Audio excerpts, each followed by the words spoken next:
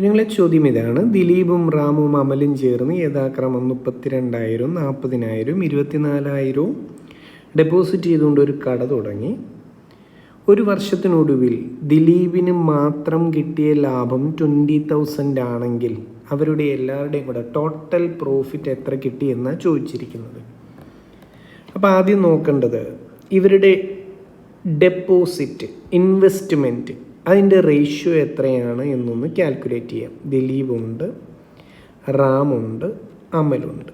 ഇവരുടെ ഇൻവെസ്റ്റ്മെൻറ്റിൻ്റെ റേഷ്യോ എത്ര എന്ന് നോക്കാൻ പോവാം. ദിലീപ് ഡെപ്പോസിറ്റ് ചെയ്തത് 32,000 രൂപയാണ്. 32 എഴുതിക്കോട്ടെ, എല്ലായിടവും പൂജ്യങ്ങളുണ്ടുകൊണ്ട് അത് വെട്ടിക്കളയേണ്ടതല്ലേ, അതങ്ങ് വിട്ടേരെ. റാം ഡെപ്പോസിറ്റ് ചെയ്ത 40,000 രൂപയാണ്.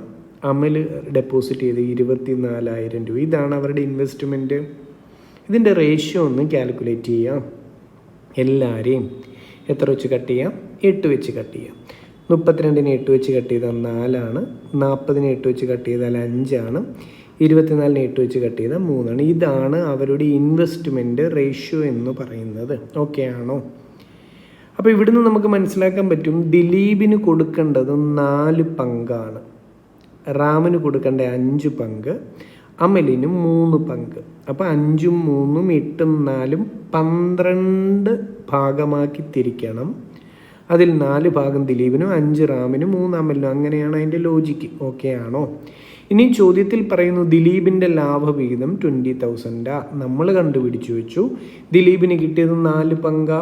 അപ്പം നമുക്ക് എഴുതാം, ഈ 4 പങ്കിൻ്റെ വിലയാണ് ചോദ്യത്തിൽ പറയുന്ന 20,000. എന്താ ചോദിച്ചിരിക്കുന്നത്? ആകെ എത്ര ലാഭം കിട്ടി? ആകെ എത്രയായി? റേഷ്യോയുടെ ടോട്ടൽ എത്ര? 5ഉം 4ഉം 9ഉം 3ഉം 12. അപ്പം 12 എന്ന ടോട്ടൽ റേഷ്യോ ആയിരിക്കും നമുക്ക് കണ്ടുപിടിക്കേണ്ടത്. എന്ത് ചെയ്താൽ മതി? അവരെ ഒന്ന് ക്രോസ് ചെയ്താൽ പോരെ, നമ്മുടെ ആൻസർ ആയില്ലേ? 12 ഗുണം 20,000 ഡിവൈഡഡ് ബൈ 4.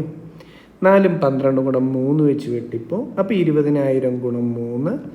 ഇവിടെ അവർക്ക് കിട്ടിയ ആകെ ലാഭം എത്രയെന്ന് ചോദിച്ചാൽ 60,000 രൂപയാണ്. ക്ലിയർ ആയോ? ഓക്കെ അല്ലേ? ശരി, താങ്ക് യു.